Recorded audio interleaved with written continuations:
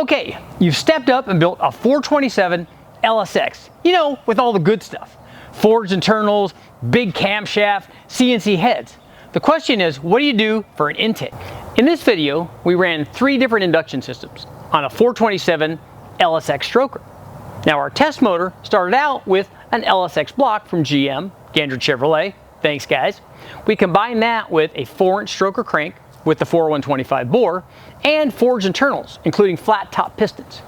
To help it make power, we installed a stage 4 LS7 cam from Brian Tooley Racing and a set of CNC ported LS7 heads from Trickflow.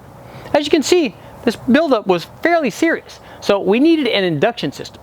To find out which one worked best, we tried the factory LS7 intake, an MSD Atomic intake, and a downdraft stack injection from Speedmaster. You know, kind of going from mild to wild. And because we wanted even more power at the end of all this, we added some boost. To get things started, we installed our 427 LSX motor up on the dyno and equipped it first with the factory LS7 intake. Then we installed the MSD Atomic. Now we ran both of these with the Holley HP management system and long tube headers. After that, we'll follow up by installing the stack injection from Speedmaster. Then, at the end of all this, we'll add some boost. So which one do you think makes the most power? Here is our 427 stroker with all the LSX components we went over on the build of the motor. As you can see, it made, this is equipped with the factory LS7 intake manifold. It made 641 horsepower. And to be honest with you, pretty disappointed in this power output. I thought when putting together this kind of 427, it had a lot of good parts on it. It had a lot of stuff that I've used before that work really well. Like I've made lots of power with that camshaft, made lots of power with the cylinder heads. Obviously the stroker combination itself, that should be solid. I mean, there should be nothing wrong with this thing. It should make a lot more power than this, but hey, sometimes they don't. This is what it made.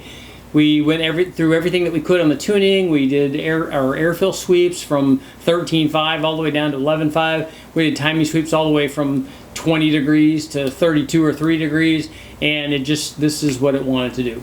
But since it repeated and it was you know, happy doing this, we decided to take a look and see what would happen if we installed the other intake manifolds. The first one we started with was the MSD, and we've always had really good luck with that on the LS7 because we know that the factory LS7, not great, and if you put an MSD intake manifold on there, it usually picks up quite a bit. So that's exactly what we did to start off with. This is kind of our, you know, our mild go-to combination. You know, we've got a much more radical IR downdraft setup coming up in a minute, but this setup is something that probably most guys will use because there are a lot of problems associated with that IR deal, and we'll talk about those when we get to that.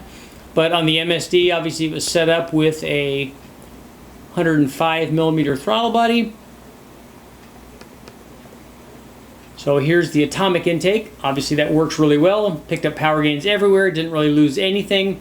Maybe all the way down at the bottom, although I haven't normally seen that because I've run this test before on other factory LS7 motors, and actually it usually picks up a little bit more power than this. So again, we were a little bit surprised. But the biggest gain was 21 or 22 horsepower here in the middle part, or up at the top, up in the 6,000 RPM range. We started seeing some gains at 47 or 4,800, and we got a little bit down here in the 4,000 to 4,200 range. So all in all, the MSD Atomic intake on the LS7, definitely a good way to go, definitely a lot better than the factory intake, and you can get some good power gains here. Right now it's still, even with the MSD, is not making what I hoped it would make. I mean, I was thinking we would be a lot closer to 700 with a 7-liter motor, but that's what happens sometimes.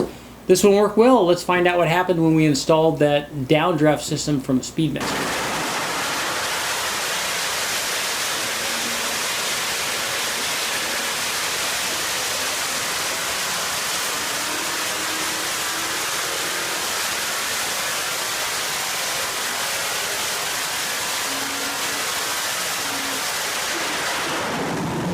Okay, things were looking up for our 427 LSX. After we installed that Atomic intake, picked up a pretty good bit of power over the factory LS7 intake. Now it's time to step up even further. We were going to take a look at the downdraft IR setup from Speedmaster, and those systems look pretty cool. I mean, I like downdraft systems, whether they're under the hood or even sticking out of the hood. Both of those are good. The stack stuff, polished stacks, look awesome. Let's take a look and see, though, how much power they make. So after adding that downdraft system to our 427 LSX, got some big power gains. The peak power output was up to 673 horsepower, and what we liked every bit as much as that peak power gain was the fact that it improved peak torque as well. Peak torque was up to 604 foot-pounds, so over 600 foot-pounds of torque, which is nice. But the cool thing was that the stack setup, not only did it look awesome, but it picked up power everywhere through the entire curve from top to bottom.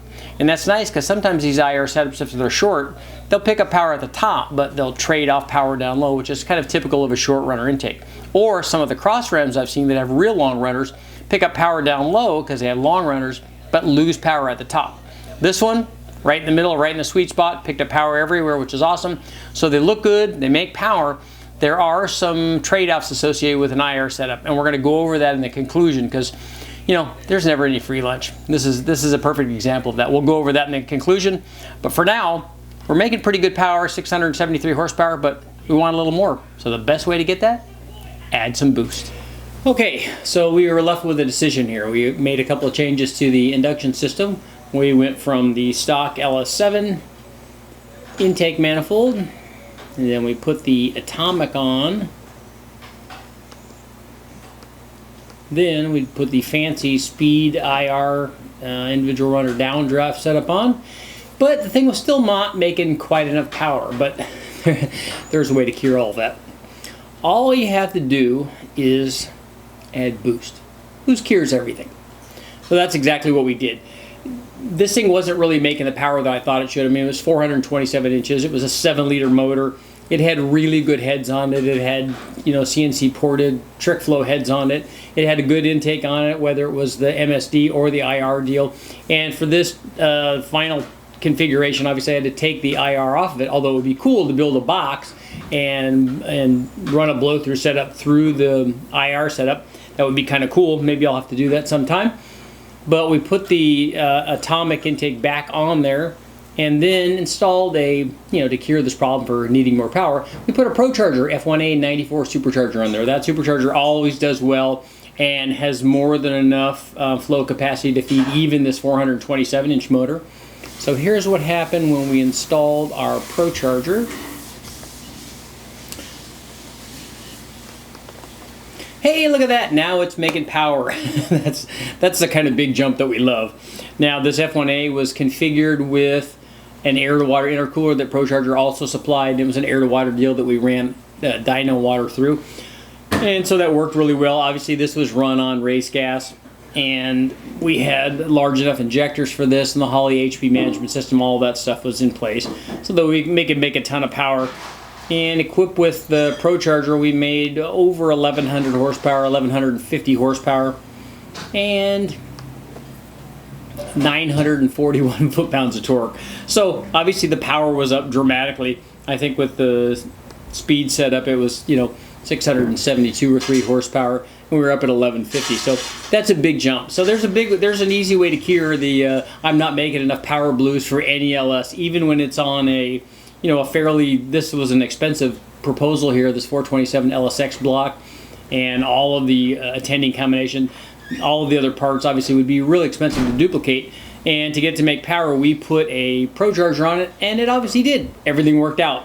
So the answer to everything, as always, with any LS, actually with any motor, any small block Chevy, big block Chevy, rotary, I don't care what it is, the answer is always boost. Let's get to our conclusion. Okay guys, what did you think about the test? First of all, I know, 427, pretty expensive to build. The other problem is, as expensive as it was to build, it didn't really make very much power. I sure thought that when we put this thing together with all of these good parts, that we'd be a lot closer to 700 horsepower, just to start out with. And then all of these induction things, this cool stuff that we were doing, would push it over 700. But that didn't happen. Hey, what are you gonna do? Here's the test. The stock intake versus the Atomic, that always works out well. The Atomic always does better than factory LS7. But what I want to talk about is the downdraft setup. Now the downdraft setup made the most power, and from a look standpoint, there's no comparison. An IR setup like that just looks awesome. But here are a couple problems that I have with it, or that not just me, that most people have with it. First of all, it doesn't fit usually under the hood. It sticks out, which that can be a plus or a minus depending on how you look at it. I love the way that they look. I think if you open the hood, or if the hood's already open and you see a stack injection like this, it's awesome. The problem with it is air cleaners. Try to fit air cleaners on this thing. Any air cleaner that I've ever seen for these stack injections tends to just rob the power. It just kills it. And they never look good. So you got two problems there.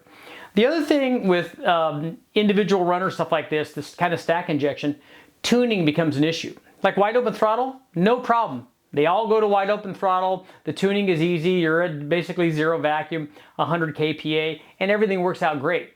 But getting these things all synced takes a little bit of work. And this becomes more and more critical with less and less throttle angle. So at idle and part throttle cruise, they all have to be spot on, otherwise drivability really suffers. You got to get a good tuner that knows what he's doing to make all of that work, and the mechanical part of it has to be spot on, otherwise it doesn't work. Now, obviously adding boost cured everything. Putting a Procharger on there, especially that F1A-94, which always performs well. I mean, we made over 1,100 horsepower, and there was probably more left there because the blower would support more. But it finally made the 427 make the power that I think it should. Although if we started out at 700 and added that boost, it would be even more. But I was happy with the 1150 number, and we went on to test with this 427 a lot more, and everything did great. Okay guys, that's our test for today. Make sure to like, share, subscribe, ring the bell. Do all that stuff. I'll keep making the videos. Keep watching the channel.